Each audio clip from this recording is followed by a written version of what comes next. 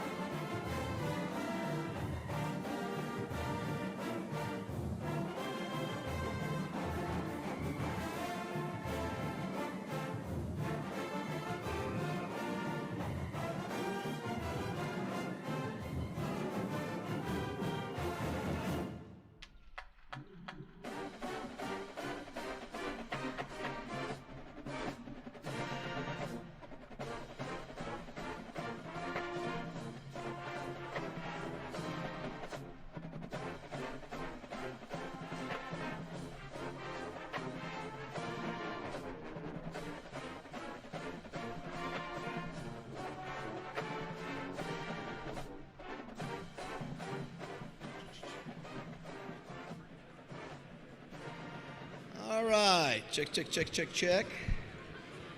Woo! Where's I need a Ray Lewis napkin to wipe off my sweat, because I'm going to be sweating really. I can tell right now. Here we go. Listen, if Ray Lewis can use a sweat towel at his Hall of Fame induction, I can use one today. I'm not apologizing. Yeah, please turn on that fan. I've already used my joke on Ray that. Yeah, I used to be a linebacker. Now I'm a defensive lineman. He agreed. It's all, it's all good. We're going to go ahead and get started. I know there's some folks still going through the line. Everyone is in for a treat today. Had a chance to visit with Ray a little bit earlier. And I'm just going to tell you, we have had some amazing guests here over the years. The best of the best. I mean, last week was Brett Favre. We've had Peyton Manning, Mike Ditka. You know, we've had so many. But I'm going to tell you, Ray Lewis is going to be a hoot. I want to try to get as much time as I can with him. I've tried to do as much research like I did for Brett Favre Rex. I think I'm probably a B to A- on Ray's book report if I had to submit it. So, and yes, he does still look like he can play, but he's a little bit younger than me. That's okay. He's already let me know that he threw the shot put further than me in high school. Thanks, Ray, amongst other things. It is great to have everybody here. This is week 3. Did you guys enjoy Brett Favre last week? Did you think it was great? So not only do we have Ray today, we have Eric Dickerson next week. And, of course, Eric Dickerson was doing NIL before there was NIL. We all knew it. We all knew it, Ray. We knew about that Trans Am. I knew it. I didn't play in the pros, but I played in the pros again in college, for sure. Great to have you in our 20th season here at the Touchdown Club. We can't do it without you guys. People are talking about this Touchdown Club all over the country saying, you know, how are they doing it? We're doing it because you're showing up, you're buying tickets, our sponsors, all the things together. So it's going to be a fun day today, and I hope you just enjoy. I always talk about being in the moment. Be in the moment. I'm telling you, you're going to be inspired from what you hear today. I'm just telling you. You're going to be inspired from what you hear today. It's going to be some really good stuff. And plus, Razorbacks win 70-0. I mean, my gosh. I mean, you can't do much better than that. Nothing against our good friends at UAPB, but that was a great way to go. I think, Debbie, let's go ahead and do this right now. You already have it? All right, Ray Lewis signed, as you can see, the picture over there.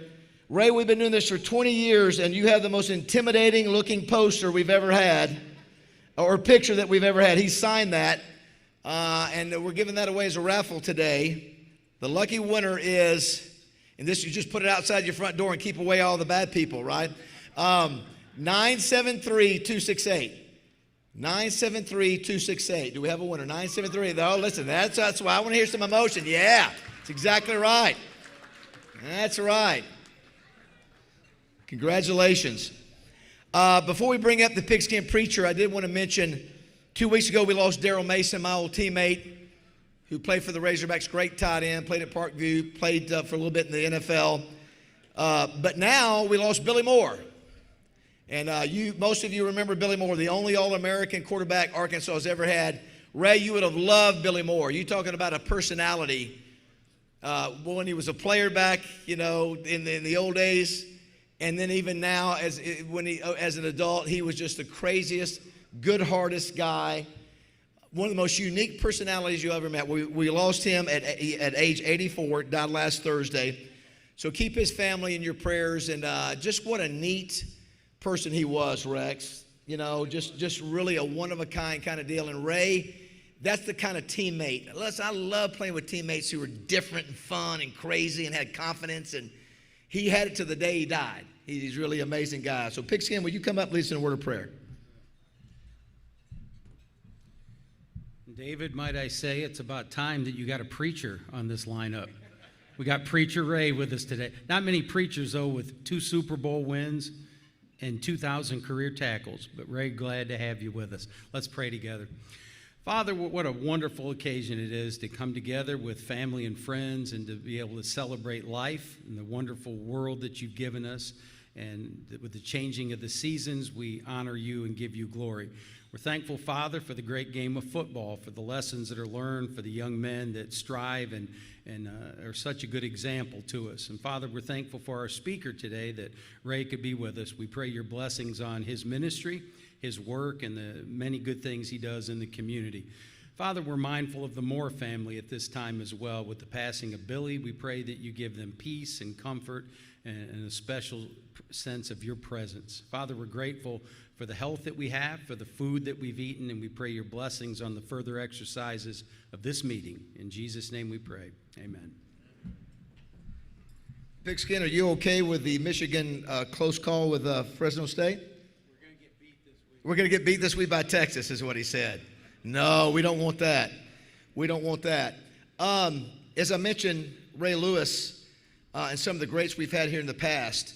You know, I mentioned Brett Favre was he was the first guy to go 70,000 yards. I think he was the first guy to go 500 touchdowns. First. Now, some of those have been broken since then. But our guest to my left is still right now the all-time in the history of the NFL, the all-time tackle leader in individual tackles and combined tackles. And Ray, I don't think the only guy that is even still playing is Wagner, Bobby Wagner right now. He's 500 tackles away from you, and I think he's getting ready to hang it up. So you're looking at what could arguably be the greatest defensive player in the history of this game that we love so much. So that's why I'm saying let's enjoy what we have today and appreciate it. Can't wait to hear what he's going to say. And yes, you do. I think you're a reverend. I think your mom's a reverend. I think, so he may start preaching today. I'm not really sure. We remind everybody to mute your phones. You can tell everybody, you can text everybody. They can watch this on lrtouchdown.com, myarkansaspbs.com, our Touchdown Club YouTube page, Facebook, Twitter, and 1037 The Buzz Live will be carrying Ray's speech live across the state. Do want to acknowledge our sponsors real quick. Got a lot of great sponsors. Simmons Bank. Ray was over there talking with Freddie Black and Chris White. We couldn't do it without you guys. Could not do what we do without you. Thank you so much. I always brag to our guest speakers, $27 billion in assets in case you want to try to get a loan. They got plenty to give. Thank you to Simmons Bank. Had Freddie on the buzz this morning talking about the great tournament coming up in October. Also, Stevens. I want to thank Stevens for their sponsorship. Rex, starting this Thursday, Morning Mayhem, where's Roger? We will be at the Arkansas Museum of Fine Arts with the F1 car. Why? Listen, they've never had a radio show like ours going to the Arkansas Museum of Fine Arts. But it's called Beyond the F1 Circuit, Artistry and Speed with Williams Racing. They actually have a racing car, an F1 racing car, Formula One, as well as a race suit, helmet, all the things. They sponsor Williams Racing in Europe. And so they're proud to bring it over here. It's one of a kind. It's never been done before. So it's September 5th through the 22nd. We started off with Morning Mayhem, so we hope you join us and put it on your calendar to get by there September 5th through the 22nd at the Arkansas Museum of Fine Arts. Thanks to Stevens for doing that. I also want to thank Oaklawn Hot Springs. Right off the bat, I'm 2 of 3 on my first 3 picks. Follow me on the Oaklawn Sports app. Those stinking Ohio State Buckeyes were the only ones that cost me. I won't wager on them again, but anyway, it's going to be a lot of fun. Download the Oaklawn Sports app in the Apple App Store or the Google Play. $1,000 bonus bets if you're a new customer. So come along and be a part of that with me this year. It's going to be a lot of fun. Thanks to the fine folks here at Oaklawn. Appreciate Wayne and Zach and the boys for their support of the Touchdown Club. Wright, Lindsay, and Jennings. Antoine Phillips is here today, a key member of their sports law team. One of only 2 agents in the state of Arkansas certified by the NBA Players Association, highly respected litigator. And also, Rex, he's a city board member, a director at large. How about that? Anton, where are you at? Great to see you. Where are you at there?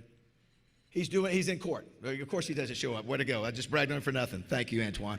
No, he's a great guy, great attorney, great folks over at Wright, Lindsay, and Jennings. Thank you. Crane Automotive Dealership, I do want to thank the Crane folks.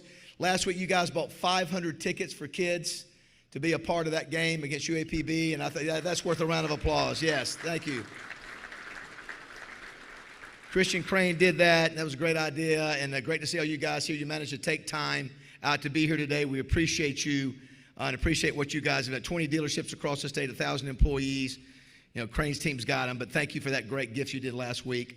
Sissy's Law Cabinet, 54 years in the business.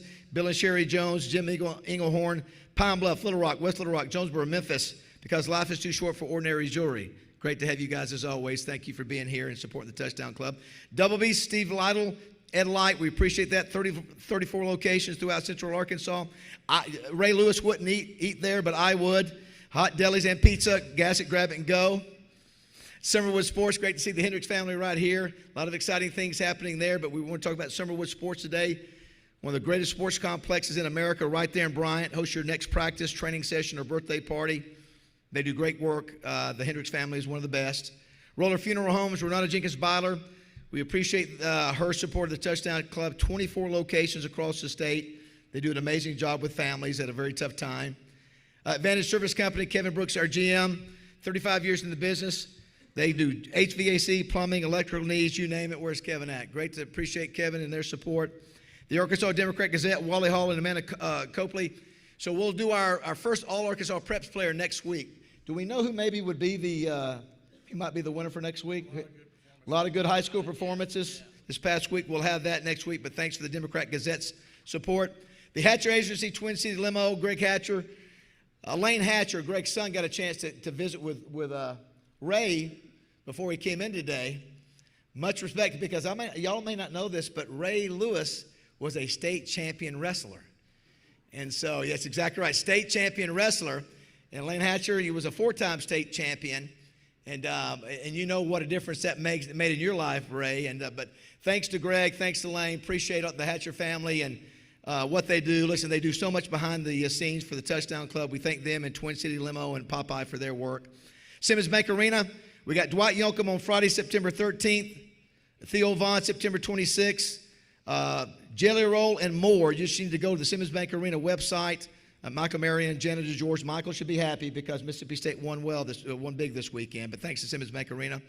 Pulaski County Farm Bureau, Todd Dennis and Stephen Reichert, appreciate all their help. Give them a shot at your business for your business.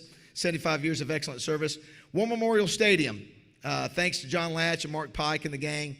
It was fun to have a celebration of 70-0 at War Memorial, the grand old lady, and then to come back the next night and have the Salt Bowl there. Appreciate them. Arkansas Urology, Dr. Caleb Bozeman is here representing Arkansas Urology. Been there since 2004. Appreciate their help. Guys, please go get checked.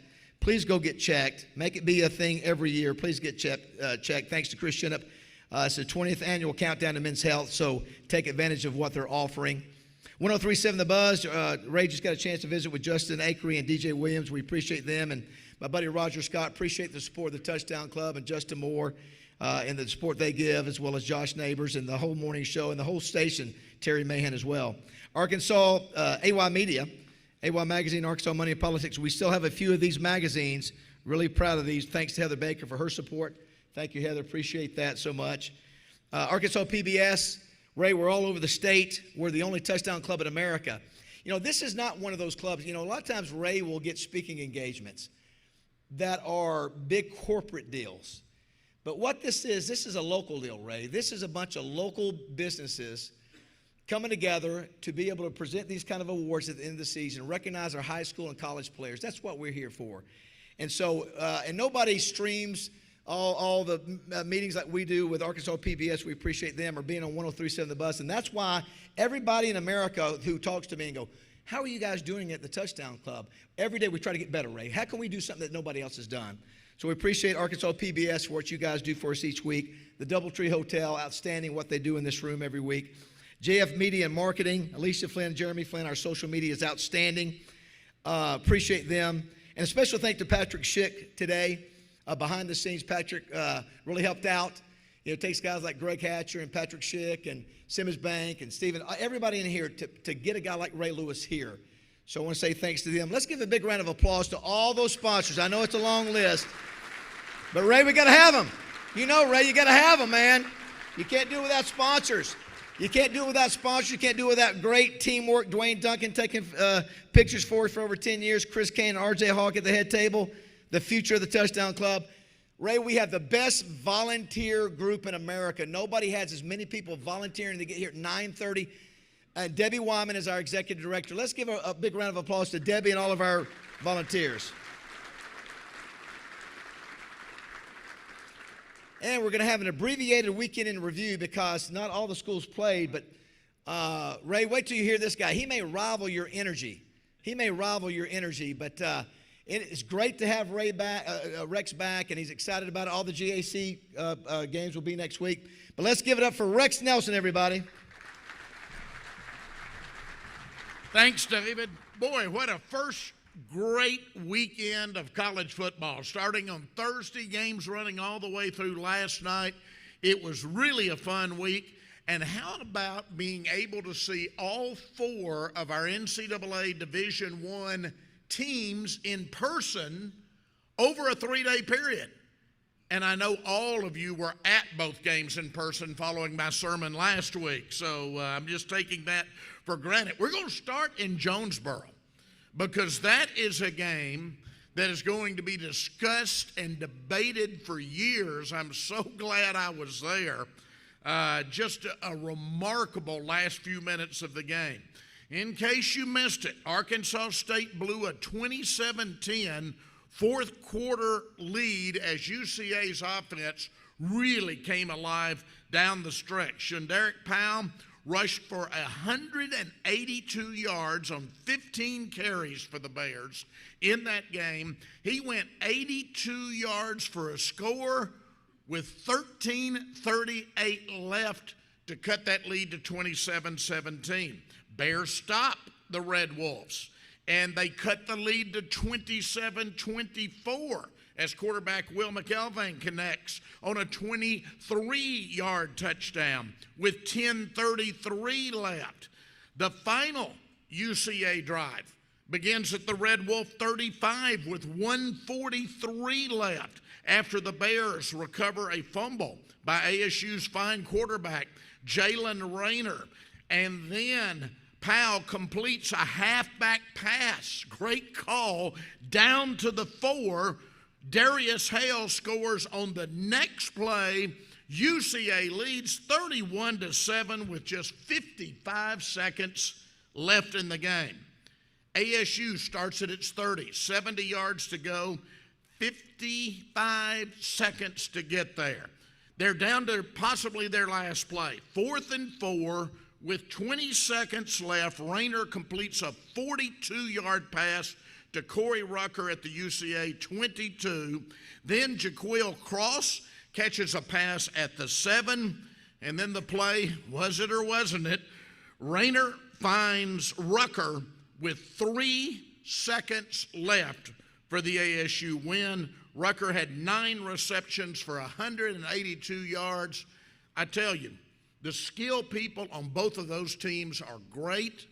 This is a UCA team that could go a long way in the FCS playoffs, and I think ASU will be back in a bowl game again this year. Very, very impressed, and it was great for Arkansas to see 2 of our Arkansas teams play a game like that. All right, we'll back up to Thursday at War Memorial Stadium, 70-0 Arkansas. As David said, 10 touchdowns in 10 possessions. Bobby Petrino is back. Taylon Green, 317 total yards and 4 TDs, and that was just in the first half. Largest margin since a 73-0 1928 win over what is now Rhodes College in Memphis. It's the first shutout since a 23-0 win over Tulsa back in 2018.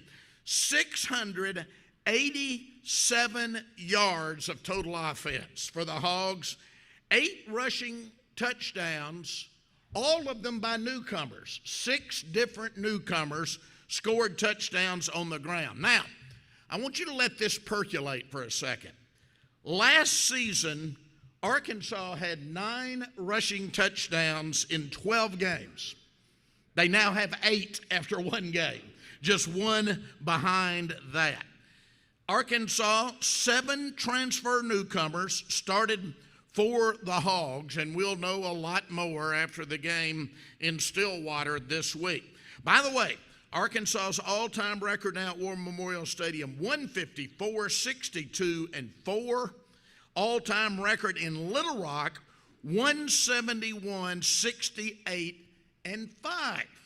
And I know there are those who say, boy, you just don't need to be playing in another city. Well, there's something to be said for being unique. And no team in college football at any level has ever played as many games in another city as the Arkansas program has. 244 games have been played here in Little Rock through the years. It's a great tradition. There are smarter people than me working on it, but we need to see that tradition continue. Believe me. All right, let's get to the SEC. This is going to be quick. Quick run through SEC. Number 1, Georgia, 34, Clemson 3 on Saturday in Atlanta. A game away from their campus. Imagine that. 34-3 over Clemson. Carson Beck throws for 278 yards, 2 touchdowns. Georgia led only 6-0 at the halftime of that game. But boy, they look like number 1 in the second half. Another Thursday night game saw Missouri beat Murray State 51-0.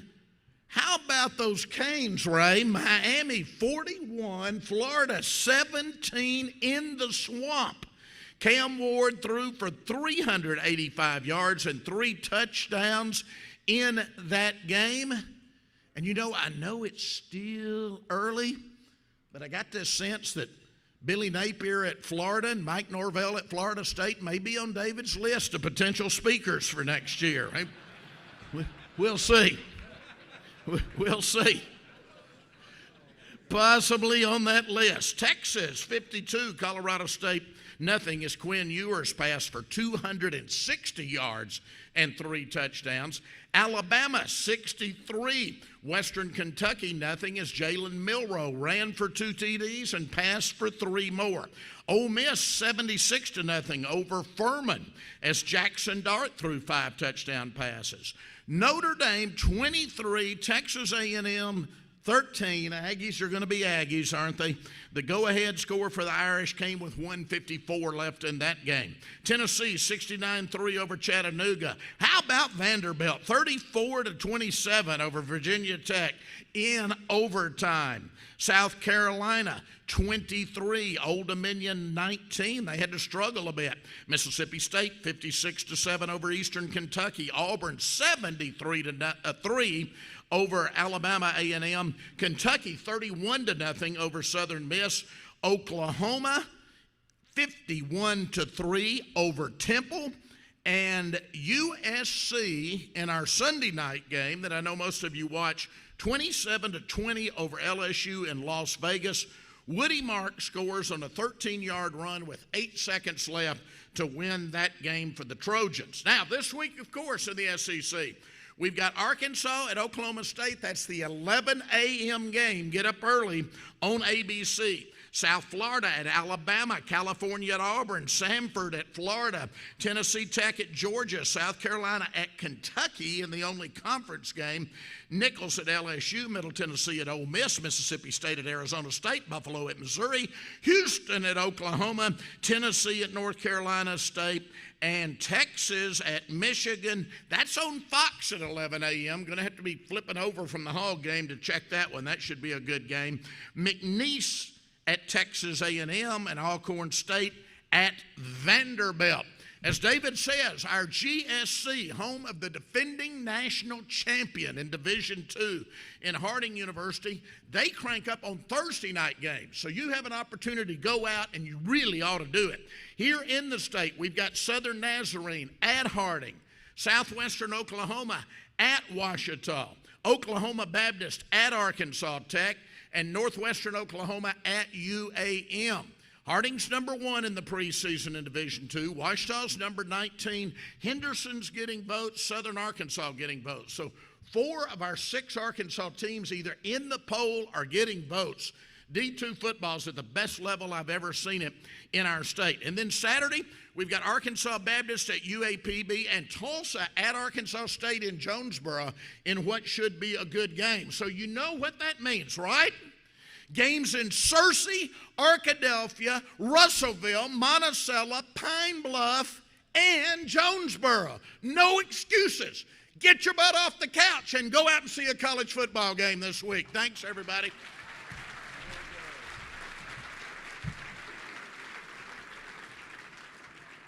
See, Ray, there's a lot of sweat between me and Rex up here. It's going to be really drippy up here. All right. Wanted to mention a couple of people real quick before we bring up Ray. My buddy Don Grisham, happy birthday over there to you, my friend. Good to see you. You're still a young man. Also, too, you know, a majority in 20 years I've been booking guests here at the Touchdown Club. We've booked about 250. I book about 98% by myself, but occasionally I need some help. Like today with Ray Lewis, next week with Eric Dickerson, and there's an agent here today that's the president of a direct sports link. I don't know where he's at right now, but I want to give a round of applause to a guy that's helped us out. He loves our Touchdown Club. Get up for Ward Heatley, everybody. Where's Ward at? Ward, are you somewhere in here? He's out there. He's probably working another deal, Ray. Also, Ray, you have two friends that are with you here today, two business associates, two close friends. First is Heather Angelis. Where's Heather at right there? So Heather is a business partner with Ray, and we'll forgive her that she's a big Oregon Ducks fan. But please welcome Heather Angelis, everybody, for being here with Ray. And also one of your dear friends, business partner, you name it. This guy is a 3-war veteran. He had headline-defining missions. And in between the Gulf War, Afghanistan, and Iraq, if that wasn't enough, this guy comes back, Ray, in between those duties, comes back and becomes a law enforcement official for Baltimore. He's been a law enforcement for Baltimore for 15, 20 years. I'm telling you, you can't get much more of a hero than that to fight in 3 wars. Because I asked him today, I said, which is tougher? The 3 wars are coming back having to deal with people in Baltimore. I don't know Baltimore very well. I don't know. But what an amazing hero, and I'm glad you brought him. Let's give it up for Larry Armwood, everybody. Thanks for being here, Larry. Yeah, listen, that is worth a standing ovation. A guy who's fought in 3 wars here. Let's give it up for Larry Armwood, everybody. My goodness. And he's a detective for the Baltimore Police Department. All right, it is time to bring up Ray. Really excited. There's so much. You know, you get guys like Peyton Manning and Brett Favre and a guy like Ray Lewis. There's so many different directions to go because there's so many integral parts of your life, Ray, that could have gone a different direction. And but you said one of the things you always say: God didn't make mistakes. He doesn't make mistakes. And listen, you know he's number 52, and you know why he chose that, right? Because 53 was already taken. Just saying. I'm kidding. He already had to shame me and say that he threw the shot put further than me in high school. So he's one up on me already today, in addition to a lot of others. But let's check out this open by Steve Sullivan about Ray Lewis and then welcome him to the stage. Ray Lewis was a man among boys in high school. He wreaked havoc on both sides of the ball for Florida's Kathleen High. Imagine meeting a young Ray Lewis on the mat. He was also a Florida high school state wrestling champ. Then it was on to Miami, where Ray made an immediate impact. Deflected and this guy is a true freshman, not a redshirt freshman. He just got there. He was named a first-team All-American in 2 of his 3 seasons at Miami. And this may be hard to believe, but Ray was the 5th linebacker taken in the 1996 NFL Draft. Stewart under pressure, and they got him at the 40. He was blasted by Lewis. In his first career game, he was named AFC Defensive Player of the Week. We are talking about the greatest middle linebacker ever. More solo and combined tackles than anyone in NFL history. A 13-time Pro Bowler, a 10-time All-Pro. One of the few players to play in a Pro Bowl in 3 decades. They cannot go on them. They can't even move the ball. Please welcome the greatest Raven of all time and one of the greatest defensive players ever, Hall of Famer Ray Lewis.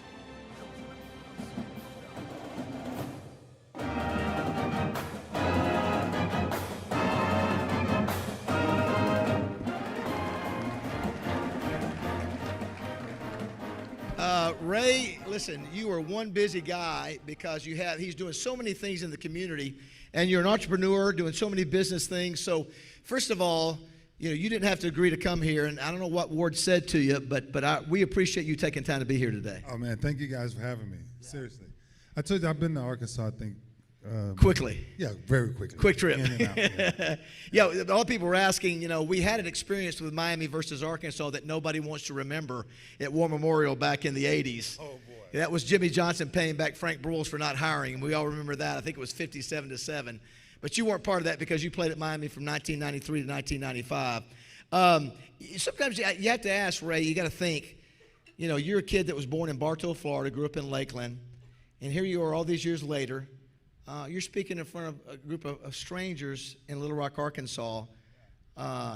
Your life, you have to sometimes look at that and go, it is an amazing miracle that happened, because we're going to sort of dive into how it started. Yeah, I think it's amazing because of my mother. Like, she was just so, people ask me all the time, like, who's my hero? Sports hero, whoever. I got one hero.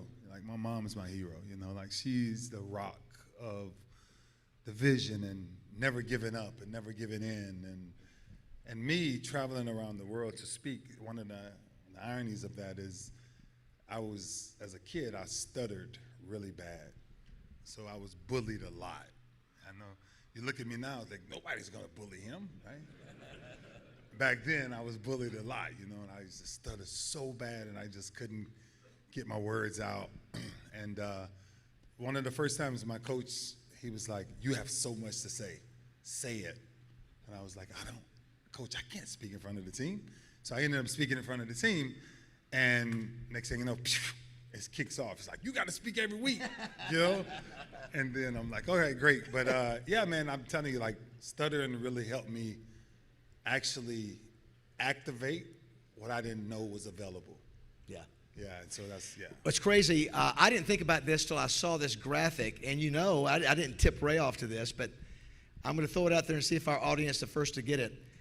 The city of Little Rock has a connection, a really strong sports connection with the city of Baltimore, and what is it? Can you put the graphic up there? Look at there. So this was I just happened to see this. This is Baltimore's Mount Rushmore. There's Ray, there's Johnny Unitas, there's Cal Ripken Jr., and who is that? Brooks Robinson. So I don't know if you ever got a chance. Brooks Robinson is from Little Rock, one of the greatest third basemen of all time, but that's a pretty good Mount Rushmore. Yeah, that's a really good Mount Rushmore. I don't know how I get on that one. Wow. Well, yeah, listen, you deserve to be on there, but can I tell you, Rex, I just had really not thought about that, but he's a legendary Baltimore Oriole, maybe the greatest of all time. Let's go back to, before we do that, I didn't think it's funny, we have a lot of speakers that we do headshots for. I need to show some of the pictures that I was looking for headshots for Ray. This is what I had to choose from. That's the one we chose. That's the linebacker. Look at that. There's another one. Yeah, that's the linebacker, yes. And even at the Hall of Fame, even at your Hall of Fame, you're doing it. You've got that crazy look, even at the Hall of Fame. But that's the way you play. You play with emotion. You're an emotional guy, and that's the way you do it. It's life. Yeah. I don't think it's the game. I think the game has its own fabric to it. I think that is just the same kid that still lives in me to this day. Right? That passion never dies, man. Like, I'm passionate in everything. My mom says, calm down when you're talking to me. Mom, my mother says that too. You hear that, Mom? I got an out here, right? So, because she says that, even now she says that to you. Yeah, like, Mom, you don't have to speak to me like that, Let's look at this picture. You were born on May 15th, 1975. Yeah. This is a baby Ray right here. Yeah. So this is one of, I try to do my research, and right off the bat, Ray, I was like, wow, this is an interesting story that your mom was she 15 or 16? 15. She was 15 years old when she had you. Dad wasn't around while she was going through the pregnancy, and she was in the hospital, didn't have enough money really to take care of business and get you all out of there, so she asked a good friend of hers who happened to have the name of Ray Lewis. Yeah. He was a military guy, and asked if he would put his name for you. Yeah. And maybe help, be able to pay the bills getting out of the hospital, and that's how you became Ray Lewis, which is something you didn't know for many years. Yeah. Put that picture back up right quick, though. Let me tell you guys a little story about that picture. Put that baby picture back up. So I was so ugly as a baby. My mother actually used my son's picture. Oh, that's not you? That's not you. I'm telling you, my mom would never show a picture of me as a kid. Is that right? I thought that was you. My mom hid me in bed. She did. She used your son's picture. I'm not supposed to tell that story. So I'm going to get it when I get home. Trust me. But my mom, I was like, Mom, the first time I said, Mom, that's not me. She said, I know that's not you. I can't show nobody you. So it broke my heart. That's crazy. No, but it's I tell you what, like, you don't realize, like, the value of a name until you don't have one, you know? And so, long story short, like, you know, it's like, Mom, why don't I have the name that the family has? Like, why don't I have nobody else's name in the entire family? And Pastor, you know, if you go biblical, God changed certain names for a reason, that he wanted to do something with them. So God had plans for me way before me. And so for me, I wanted to go on this journey to find out, okay, where does my name, where do I come from, da, da, da, da. And I did a lot of homework. Most of my family is Nigerian. I'm probably 73% Nigerian. And then I started looking for my forefathers, and I started looking for my grandfather, looking for my father, and looking for this. And I never forget, in 11th grade, I was standing in the carport, and my father, my actual real father, had changed my name to Ray Anthony Jackson. But at this time, I was living in a place of hate, which is not a good place for us to ever live.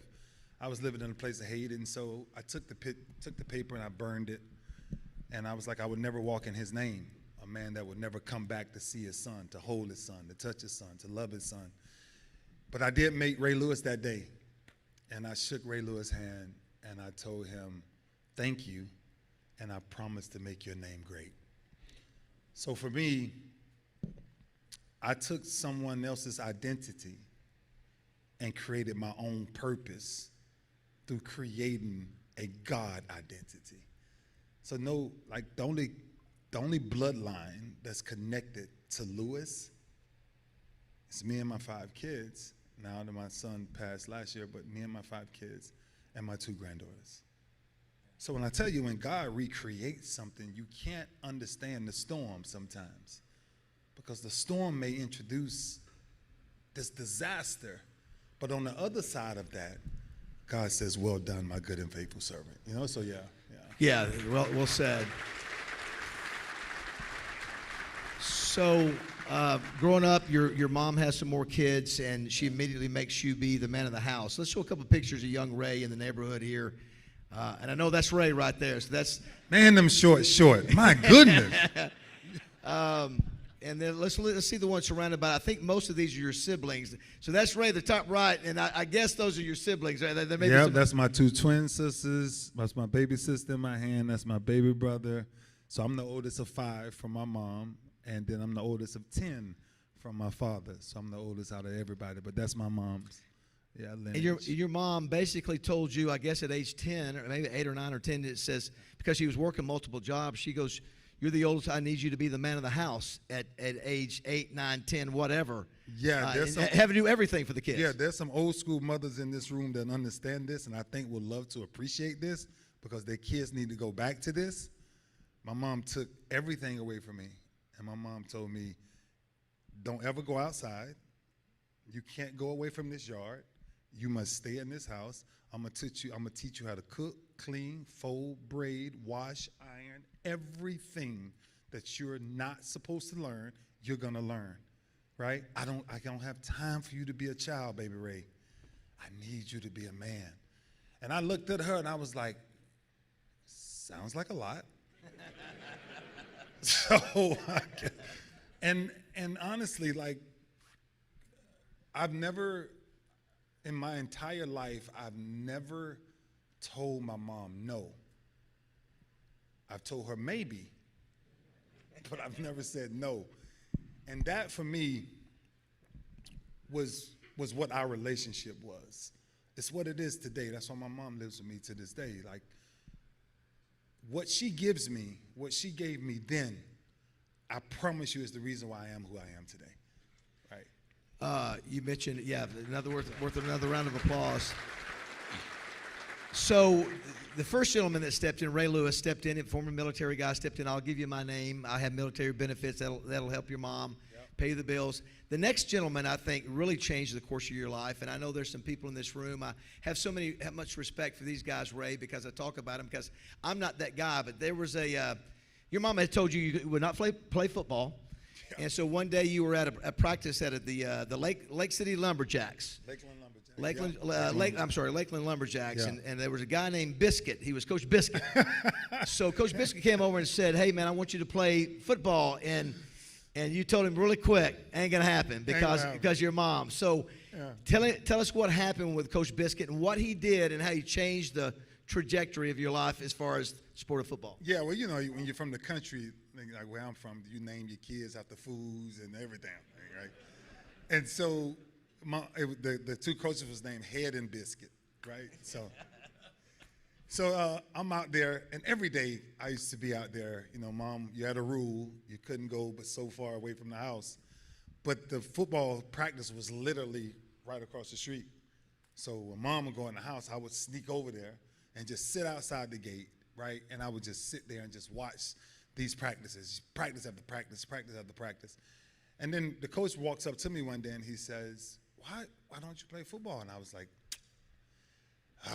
how much does it cost? He said, $15. I said, we do not have no $15 to play no football. He was like, well, you got a mom and dad? I said, nah, my mom. He says, can I speak to your mom? I said, heck no, you ain't finna speak to no black woman who broke. Like, we broke. Like, we have nothing. You don't want to talk to her. And then he was like, no, let me talk to her. So, man, I'm telling you, I walked him in the house, and literally, I sprinted back out of the house. I was like, I don't want to hear nothing. Like, I don't know how this is going to go. So I stayed outside about 2 hours just playing in the front yard. And then he came back, and he was like, your mom said yes, and I'm going to give you the $15. And my mom came out. She came on the porch, and she said, and you still got to take your brothers and sisters to the nursery. You still got to do this. You still got to take a chance. I said, Mom, how am I going to do all that and play football? Well, you're not playing football. I was like, okay, I'll do all of that. She said, okay, you can play football. And not only did he, I think I saw where not only did he play the $15, I think your mom had said he's got to drop you, he's got to pick you up after practice and drop you off. She did nothing. So my mom, and when I say nothing, like she made it a point. This is not my job. This is what you want to do. You got to take care of it. So my mom actually made it to one game my entire childhood. My mom had a tough time raising 5 kids. She had a tough time. And so the first game we ever played in, I got a reverse, and I ran the reverse back 85 yards. I got the last jersey they had, number 85. The numbers was tore all off. Anyway. And but I was so grateful to always just have it, and I wore it up under my shirts every day, like literally every day to school, because that's the only shirt I had. And then I remember running with the ball, and I remember giving the ball to my mom, and the ref was like, "We're gonna need that, you know." I'm sorry, you know. I thought this is what we do, and then, you know, ever since then. From 1985, since I was 10 years old, my mom worked 3 jobs, and she always just said, "Baby, do your best. I can't make it." And then, so I was like, okay. And then my mom came to me a few years later, and she was like, "Junior, baby, I can't afford you. Like, I just can't. Like, you got to go stay with your grandmother." I said, "Mom, please don't put me out. Please don't." She was like, "I got to." So I jumped around years from 10 to like 16, 17 until my mom got back on her feet. I stayed with my great-grandmother. I stayed with my grandmother. And I would get picked up every weekend by my uncles. They would pick me up just to drop me off at Midway Point. And I mean, literally, I was doing this with 1 pair of shoes, 1 shirt, one pair of cargo pants. And but I never lost faith in what my mom always told me. She used to always say, "It's gonna be better. It's gonna be better." And so while I was going through all of that, I was like, I think the difference of me and what I tell people about pain or distractions or detours is you still have a choice. Inside of each and every one of those, you have a choice. And it's your choice to choose. And if you choose the path that's given to you, then okay, you can choose it. But then if you want to change it, change it. So mentally, I was the person that wanted to change it. I wanted to break the stereotypes of selling drugs or becoming a gang member or disrespecting your mom. I've never disrespected my mom in my life. It's always been yes, ma'am, no, ma'am, yes, sir, no, sir. And so then when I finally got to 15, 16 years old, my mom says, "I can afford you again." She said, "You can come back home." And I was like, all right, go back home. Man, shoot. A year later, I was like, Mom, I got a vision. And this is where I tell kids, if you have a vision, you have to explain this vision to your mom and your parents. You can't just go live the vision, because without them knowing it, it's a very hard thing without having their prayers to back you. So I wanted my mom. My mom's a pastor, been a pastor most of her life, and she sees life one way. You come to my mom with a problem, I don't care what it is. Mama, I'm broke. Ask Jesus. Mama, I'm hungry. Ask Jesus. Mama, I want something I want to ask you. Ask Jesus. I'm like, Mom, this ain't Jesus' conversation. This is us. Like, can we talk? It's like, but, and I think, honestly, like, the difference, and this is kind of what I said on the radio, the difference of understanding what integrity actually represents, or character, it's not what you have, it's not what you can give, it's actually what you can actually push through. And when you get on the other side of that, my mom was waiting for me on the other side of that, which gave me a certain pass to never worry about failing. So I stopped thinking about failure. I stopped saying I can't. And I will when I do it. So everybody around me at this time, 16 years old, they was like, this boy's crazy. Like, I'm telling you, this boy's lost his mind. He has this vision that he's going to make all this money and he's going to be in the NFL. And I was like, I'm crazy for thinking this. So I come in the house and I tell my grandparents and I tell everybody, I'm done eating fried foods. I'm done eating sugary drinks. You know what they told me? You'll starve. Great. But seriously, it became a lifestyle. So when I started to do what I do from 10 to 16, I'm 49 years old. My partners will tell you, I got the same routine that I had then. Because every young athlete that's in this audience, sports will end one day. But life as a man is always continuing. And what you want to be and who you want to be and how you want to be defined, that's based off what you actually come through. Everybody's been through many storms. And so for me, man, I stopped being the bully. I stopped letting people bully me. Right? So this last guy, I never forget this last guy. It was so bad. But this last guy, he just wanted to fight me so bad. And I was like, bro, I don't want to fight. So he like punched me 3 times in the mouth, and I'm like just taking it. And when I tasted that blood the last time, I was like, man, this is so bad. Like what I'm about to do to him. But I'm going to make it like really quick. So when I started slamming him on his head, then I was like, okay, I'm done fighting forever. Yeah. Well, that's interesting because you go through those years as a kid, seeing your mom go through some domestic abuse. Yeah. You did that, and you continued to mature as a young man. And also you get to high school. Yeah. Kathleen High School, right? Kathleen High School, Show the picture of Ray, if we can, Anita. Let's see. I think it's, there he is. So that's young Ray right there. He's starting to fill out. That's the football player that could do a little bit of everything. Yeah. And then also show the wrestling photo if you have. I think that's photo number 10. So you told me, I said, I thought your record was 80 and 10, but you were correcting me. See, you said 89 and 10. Yeah, so I'm always being that's hustled. okay. Keep going. So you found out your dad had all the state records or all the records at school, and that was a motivation that you were going to break every record he had because he wasn't around. Yeah. And so you had that going for you in wrestling, and then you were ready to make it happen in football. Yeah, so I had to live in the garage because the man my mom married he hated me. So I had to live in the garage. And so on the garage, I found out that my father was the best wrestler, athlete at my same high school. And I'm like, wow, really? And so my sophomore season is when the guy by the name of Tolbert Bain, he was my father's coach, but ended up being my referee in the matches. And he walks up to me as soon as I walk in, and he said, boy, you will know what to do with this, because I've held this for years the moment I heard about you. And I grabbed the book, and I opened up the book, and the book was 1975. It was the year I was born. And I opened up the book, and my father's picture is in this book. And every record was under my father's name.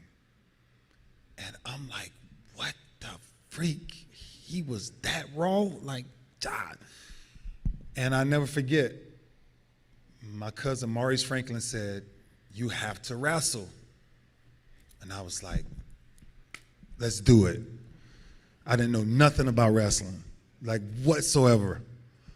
So I quit basketball because I thought basketball, still do, think it's the softest sport ever. But that's just me. That's just me. Ain't got nothing personal to do with nobody's fabric of a man. But I just thought, I got kicked out because they was like, oh, you can't foul people hard. I was hitting them like this. That hurt a little bit? Okay. Yeah. That's how I wanted to feel you, make sure it was good.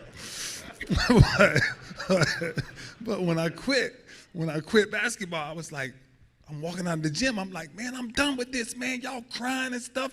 I'm broke. I'm hungry. And everybody fussing. So then next thing you know, my wrestling coach was standing outside the cafeteria that day, and he says, come over here.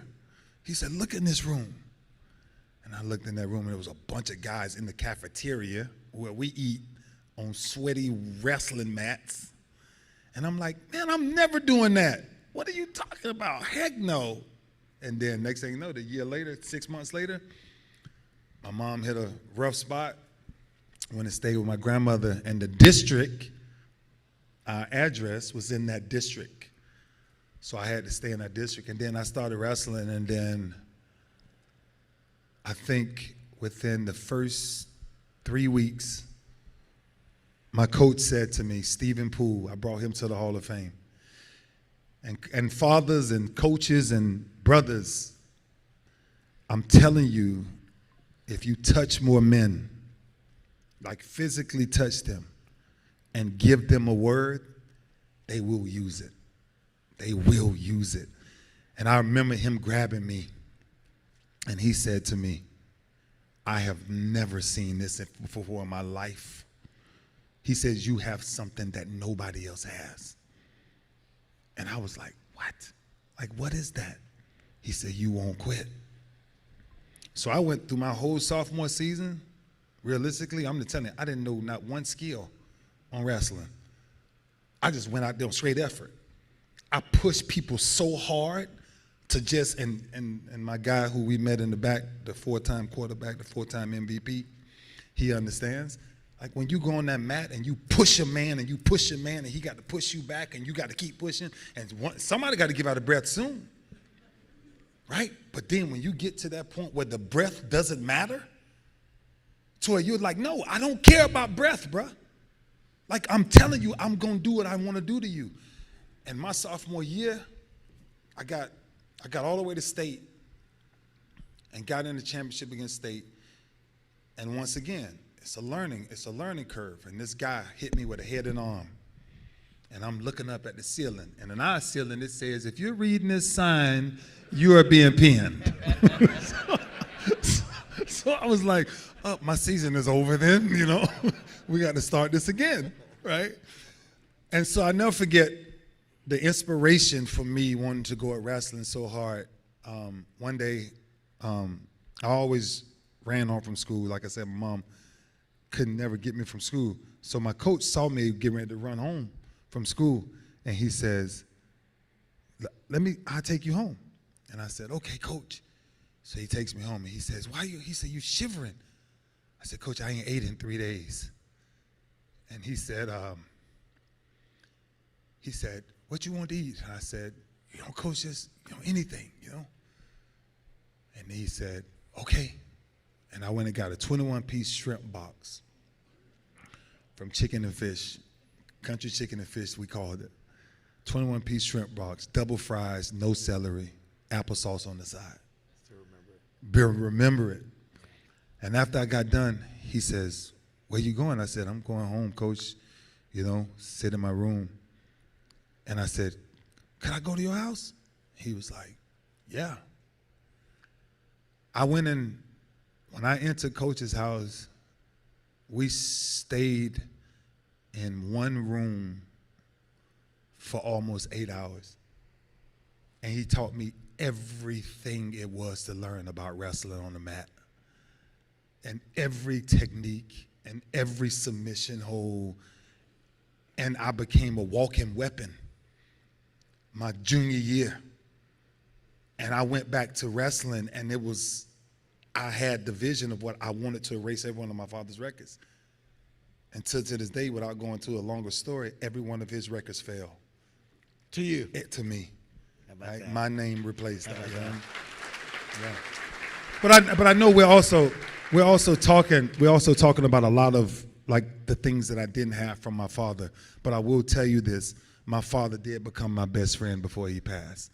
You know, me and my father, we made that right. You know, so yeah. So Ray Lewis becomes a state champion, first ever state wrestling champion in Kathleen High School history. He's the last player offered by Dennis Erickson at Miami in 1993. They were there to see another player play. Saw Ray dominate. Don't have time to get to it now, but he's returning kickoffs. He's running back. They offer him a scholarship by Miami. The last one, sort of like Brett Favre last week. We found out that Southern Miss was the last school, the only school to offer Brett Favre a scholarship, and it was because somebody had changed their mind. And so you get that offer to go to Miami, and that work ethic that you heard about Ray Lewis, it didn't take long for that to be seen. And I ran across this, Ray. This is a clip of your old teammate, one of the biggest movie stars in the world, Dwayne Johnson, otherwise is known as The Rock, was talking with Peyton Manning and Eli Manning on the Manning cast. And listen what he says about Ray Lewis and seeing him his freshman year. And then after that, there's a clip that The Rock used in his TV show called Young Rock of the first time he met you in the weight room. Let's roll that, Anita. Ray Lewis is my boy. I've remained close to him for years, and we're still close today. Ray Lewis came in as a freshman. Our starting middle linebacker, who you guys know, Michael Barrow, great Giants linebacker, he got hurt. We were playing Colorado. We're playing Colorado. Michael got hurt. There he is. Ray Lewis came in the Colorado game, started the second half. We were on the road playing Colorado. They had Cordell Stewart. They had a great team back then. Ray Lewis finished the game, played 2 quarters. He finished the game with 18 tackles, and he never lost his starting job. And he went on to become, of course, the greatest of all time. I love that man, and I can only imagine the memories you have against him, Peyton. So that's and then this next one again. This shows this is a young Rock going. He's trying to make the team at Miami too. He comes into the weight room, and guess what? He stumbles on.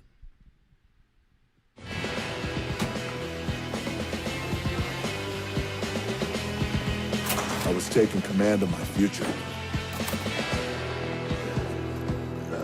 But like I said, sometimes there are variables you can't control. Hey.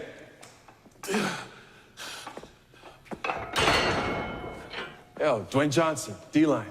Ray Lewis, freshman linebacker. I thought I'd be the first person here at 5 a.m. The assistant coach I had to call to open up the weight room, he thought the same thing. Good to have some company. Man, hell yeah. The Break It Down boys. Yeah, that's it. Hey, and let me know if you have any questions about anything. My only question is, which way to the starting lineup? Looks like we're gonna fit in here just fine, Ray. Let's see what they do here on 2nd and long. The screen pass to Thomas, and Ray Lewis said, I told you. Man, that kid's unbelievable. Guy is a natural, brother. He was born in the backfield. Hey, it's natural talent, but that guy's busting his ass in the gym with me every morning. Man, I just wish I could be out there with him. How about that? How about The Rock and his appreciation and love for you? And Oh, man. that's a great story. I don't think people can ever understand how close me and him really are. It's because we had the same vision. And his was a little bit different when we in college, but we used to sit outside the orange tree, and we used to sit there, and I'll never forget when he walked in there, he was like, let me do your workout with you. I was like, okay. And we started to do it, man, and an hour and 15 minutes into it, he was like, I'm done. I say his name at the time was Dewey. We called him Dewey, right? I was like, Dewey, we're just getting started. He was like, just getting started? We done freaking lift the whole gym. And da-da-da. I was like, well, now we got to do our abs. We got to go to this and that. And then I never forget, like, after every practice, like, me and him used to always sit there with our pads off. We used to sit there. He was like, what do you really want to do? Like, what do you really want to do? And I was like, bro, I'm telling you, I'm going to be the greatest to ever do this. He was like, man, you really believe that? I was like, absolutely, bro. I'm telling you, I'm going to do something crazy. So then the Colorado game that he's talking about, I get in this Colorado game, whatever, first start, and you know the famous Keith Jackson. So if Keith Jackson called your name, you are legendary, right? And Keith Jackson was like, whoa, Nelly, this young kid out of Lakeland, Florida, named Ray Lewis. And, you know, by the time, we didn't have no Twitter, nothing like that. So by the time I got home, they was like, man, Keith Jackson called your name about 10 times. You know, and I'm like, oh my gosh, Keith Jackson called my name. This is crazy. And I remember me and Dewey was sitting in lunch, and he said, whatever you need from me, whatever you need from me. And that's what I remember. I had nothing. So him, Rohan Marley, and Warren Sapp, they were my go-tos. Dewey, I just need $5. I just need to eat. The cafeteria closed down. And it was that relationship that still to this day, he'll text me and he'll say, bro, I just need some Ray Lewis energy. How about that? Yeah, just give me some Ray Lewis. Well, you know, I was wondering. Show picture 14. This is what I was wondering, Ray. So look at this. This is you and The Rock. Show picture number 14. Now, how in the world? Both of you guys are teammates. Look at you there. Have you not been like a bad guy in one of his movies or something? I mean, surely he would want to include you or a good guy. You know, look at you. You fit the part. Yeah, you got to be careful sometimes. Remember, if you lose your job to me, you may not get it back. You know? He bring me up there if he want to. All right, The Rock, here's that. I love it. So you go on, you're drafted obviously by the Baltimore Ravens. At that time, you're like, who in the heck is Baltimore? You know, who is Baltimore? They just gotten their name like 3 weeks before. 3 weeks phone. before. Yeah. So like, Ozzie Newsome calls me. We're sitting in the Miami Dolphins Stadium, and we're sitting there, and they're like, you're supposed to go to 20th pick. You're going to Miami. You're going to Miami. 5 linebackers come off the board. And I'm like, there's no way that these guys are better than me. What the freak is going on? Right, so I'm freaking out. My agent is like trying to calm me down. And next thing you know, Green Bay calls, and Green Bay says, if you know the story about Green Bay, Bill Belichick was at Green Bay at the time. He had me the #1 person on his board to take. So Green Bay comes down, and Green Bay says, Bill Belichick was at Cleveland to take me on the board. Green Bay calls and says, we're going to take you at the 27th pick. So I'm geared up. I'm like, I'm going from Miami to Green Bay? That's tough. That's tough. And next thing you know, I'm like sitting there, just itching. Oh, guys, I'm telling my mom, I'm like, Mom, we finna go. And next thing you know, Baltimore called, and it was Ozzie Newsome. And Ozzie was on the other line, and he says, Ray Lewis, congratulations. We're going to take you at the 26th pick with Baltimore. And I said, Ozzie, who is Baltimore? I said, you guys don't have a team. They just moved back to Baltimore. Like literally just moved. The trucks had just arrived in town. Right. Didn't have a right. So I'm like, we don't have a logo. We don't have no colors. We don't have nothing. So I'm like, Ozzie, you sure it's a team? Like, he was like, no, we're the old Cleveland Browns. We're the new Ravens, this and this. And, man, when I got on the phone, I never forget, because Jonathan Ogden went the 4th pick of the draft, one of the greatest tackles of ever. And so we got off the plane into Baltimore, and Jonathan says, where did we get drafted from? Where? Like, Ray, like, what the freak, what are we doing? And I never forget, he tells this story all the time. I looked at him that day, and I said, imagine if we're the beginning of something that lasts forever. Can you imagine that, bro? He was like, no, I cannot imagine that. and Ray, listen, it took only 6 years later, you guys win the Super Bowl. 5th year. Yeah, 5th year. You're the MVP. Yeah. And so, you know, all the things we saw in college came out to be true, proved everybody wrong. And not really wrong. You were All-American, but those 4 or 5 linebackers who went before you. But this was something I thought was really cool too. You win the Super Bowl. You're the MVP. I think either 5 or 6 of the defensive coordinators that coached you at Baltimore got head coaching jobs in the NFL, probably because of how good your defense was and you. One of them was your hero, Mike Singletary, who we had at this club. And the NFL, I think it was NFL Network, interviewed all these coaches, and one of them was Mike Singletary because Mike wanted to get into coaching. So he's trying to decide, should I go to Baltimore? Because you've already won the MVP, you've already done everything. And this is the guy that you idolized. Let's take a look at this video and listen to what Mike Singletary says about Ray Lewis. The most amazing thing to me, and it's the reason I didn't want to go to Baltimore. You know, I'm saying, no, Lord, why am I going to Baltimore? Because I'm thinking from everything that I saw, the minute I get there, I got this guy that's already been Defensive Player of the Year, best defensive player of the game. And I get there and I try to tell him something. It's going to be, well, wait a minute, Coach, I already know how to do that. So I'm thinking, let me go somewhere else where there's some rookies or something. 1985, I was 10 years old. That was my first year ever playing football. I would run home to make sure I did not miss a Chicago Bears game. And all I remember was Mike Singletary. I like this kind of party. I like this kind of party, baby. And then I'm sitting there, and they tell me, Coach Singletary is going to come coach you. I go there, and he is waiting in the locker room, shaking. Coach, I can't wait. I can't wait. And he was looking at me like, wow, this kid, he was like, for real? I was like, Coach, I'm serious. Like, I want it all. All the stuff that you want to teach me, all the stuff that you're going to teach me about being a man, all the stuff you're going to teach me about being a player, I can't wait. It's okay, but we're going to go to work. So how cool is that he still had that hunger, even though you had already been NFL Player of the Year, you know, Super Bowl MVP, but when you got a chance for your idol to come in, you wanted to absorb even more. Oh, man, it was the greatest moment, I think, of my life as a man.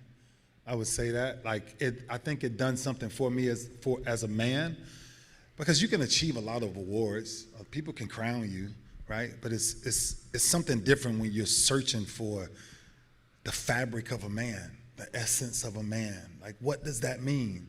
And I wanted to hear that from Mike Singletary. I wanted to hear, like one of the things, if we kept going in that clip, like he was screaming at me on the sideline because I knew the play, right? And I wanted to override the defensive coordinator, you know? And he was just like, look at me, you know? And I'm like, I'm looking, right? And I'm like, he was like, Ray, your voice, you can never speak to somebody a certain way as a leader. You cannot do it. So then we leave the Jets game, and that Monday, we come in, and I'm sitting in the meeting waiting for him. And he's like, okay, listen, I know I shouldn't have yelled at you, but, you know, I thought you lost. I said, Coach, I'm not here for that. I said, would you have Bible study with me? Like, can you teach me how to read the Bible? Teach me what you know. I just want to be a better man. I just want you to coach me on the smallest things ever. And that was my thing with Marvin Lewis. That was my thing with Rex Ryan. That was my thing with Coach Mike Singletary, Mike Nolan. Now, as you see, I'm calling out a lot of guys who became head coaches. I did not get a carrying fee from none of them. But it was this thing that I tell young guys and tell young men and my sons, who I tell the most. If you have an opportunity to speak to someone, to grab knowledge from them, that's your duty to do that. And so for me, it became this thing that I wanted all knowledge that every coach had stored in their head. I wanted to know everything. I wanted to know every check. I wanted to know every player. I wanted to know every position. I wanted to know why you called this, why you called this on second down, why you called this on third down. Give me all of it. And man, by the time we got to the half of the year, he says, I'm serious. If I was ever as serious in the game than you was, he said, I thought I was a student of the game, until I actually started to see how you see the game. And so the game was starting to become so slow to me, ladies and gentlemen, that I started to see things that wasn't even happening. I had to make it happen. Yeah, what a compliment for him. Yeah. One of the greatest of all time. The ultimate. To say that to you. Yeah. Obviously, Ray goes on and wins another Super Bowl. It's his last game of his career. And a couple more things we'll let you go. One is, let's go to photo 20. You had a chance to play against a lot of great players. One was Tom Brady. You talk a little smack right there, it looks like. What was it like playing against Tom? This is when I'm finna go into my Jesus mode. Because if I went the other route, then Pastor, you wouldn't feel good about me right now. Oh man, let me be careful. Look, I love war when it comes to Peyton and Tom and those guys. TB knows this, so I'm not telling you nothing that Tom doesn't know himself. On the football field, I don't like Tom. You know, and it's not personal, but it's just me telling you, if the game is played the way, this is the integrity of the game now. Like, this is the integrity of it. You get your best team, I get my best team. But don't cry for nothing. Because you can't cry. I put my pants on one leg at a time, just like you do. And so that's what I'm saying. We've robbed defensive players, right? And in today's game, my gosh, you can't hit nobody, right? I'm telling you, 5 years we are playing flag football. No, I'm telling you straight, guys, that's where we are, right? Okay, how many people in this room, honest about, raise their hands, when you used to get up on Saturday mornings or Sunday mornings, all you was going to the game for was to see a big hit? 1,000%. Because you knew somebody was going to get knocked out today. Right? That's not a bad thing. Like we make knocking somebody out a bad thing. That's not a bad thing. Boxers do it all the time. You know what I'm saying? But it's what came from those battles, right? Peyton Manning's wife, never forget at the Pro Bowl, she's running to me full speed. I mean, she's at a full speed angle, like walking into Hawaii at the Pro Bowl, and I'm like, this cannot be good. A white woman is running full speed at me. It's tough. This is going to be tough. What in the hell is going to come from this? Right? And then she gets up to me and she was like, oh my gosh, you have no clue. Like, you're my favorite of all time. And I'm Ashley Manning. And I'm like, so you're Peyton Manning's wife? She's like, yes. My husband knows everything about you. I'm like, what do you mean? He built a room in our house. And the whole room is about Ray Lewis, Ray Lewis, Ray Lewis. And I'm like, really? So I called my financial advisor. I said, I need a freaking film room in my house right now. But I built the film room. I literally built the film room in my house because Brady and Tom and Brady, Manning or Peyton, they were two different people. Peyton is something else. Tom is something else. But when you go to Brady and Manning, bro, those are strategists. I'm telling you, you have to be so keen in to the smallest detail.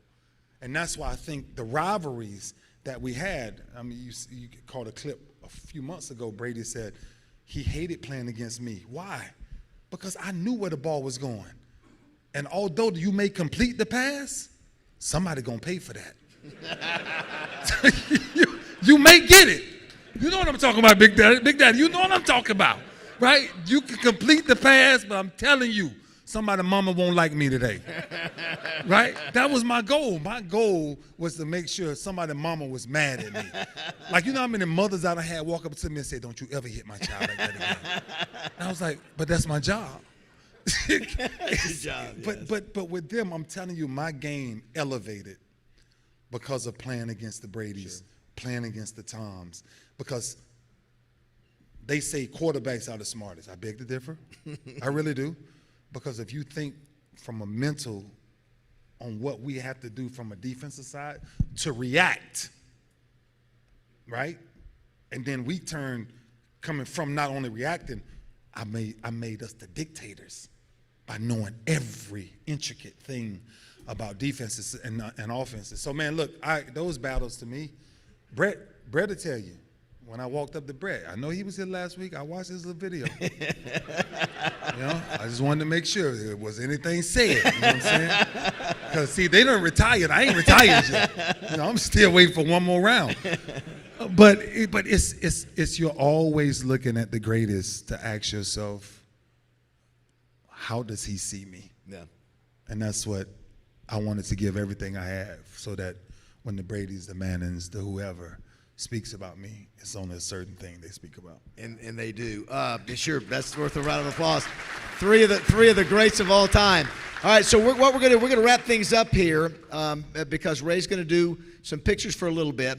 But before we go, we're gonna play a 90-second clip, and I think this sort of captures the spirit of Ray. And then we're gonna put a picture up to close it out on the back side. I think we all will appreciate. So Anita, if we go to 27, video 27, this is vintage Ray Lewis before we wrap things up.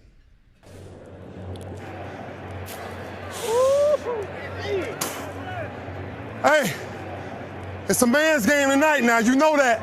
It's a man's game tonight. Here we come. Here we come. It's a man's game now. It's going to be a football game tonight now. No doubt. It's going to be a football game. I'm here. Okay. I've been here before. All right, let's go, baby. It's a man's game. It's a man's game. Oh, y'all thought y'all was getting out of here easy. Oh, no. Soon, they going to have to play football. This is a man's game. It's a man's game.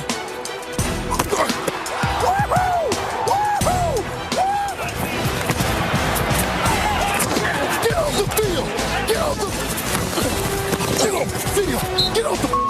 Braylon Edwards got lit up by Ray Lewis, who brought the hammer. And down he goes. Wow. I told you it's loud. It's loud. And you know what? Those defense stood up. That's who wins championship.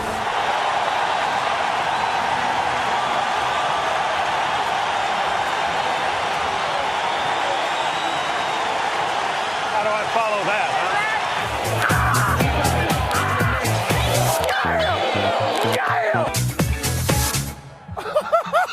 Don't make me start tonight. Put your hands on them and let's play. Put your hands on them and let's play. Let's see if they can play physical football today. Let's see if they can run without nobody touching them. You know what I'm talking about? Let's become great. You know how we do our thing. They ain't ready for this. You can't run from this. You can't run from this. They can't let them hide from me tonight. They got to see everybody watching tonight. So I tell you what, if you can't find energy tonight, you're in the wrong business. We control us. We run this. And anybody come in our house, they get dealt with. Respect is earned. Respect is never given. It's better to be respected than liked. How about that? The great Ray Lewis. Whoa! Woo! And we'll end with this. Ray, we'll end with this. So, we went through a lot there, went through a whole lot. I know this has got to be fatiguing because you've done so many of these interviews. But let's end with photo number 23, sort of where we started, Anita, if we can. So that's your mom. Mom Dukes. That's your hero. Mom Dukes. So all this stuff, that gold jacket you got on, it all started with a mom who sacrificed, and you had to play a role in that too, but that's where it all started. Yeah. Yeah, that woman right there, man, Jesus. Like, she's incredible. Like, she's something that, she's different. Yeah. She's different. Well, that's where it all started. Ladies and gentlemen, how about this? To one of the greatest of all time, Ray Lewis, everybody. Give it up for Ray. Great job, Ray. Eric Dickerson next week. No autographs, just quick pictures. We need sponsors first, 50-yard line members next. We'll get as many photos as we can.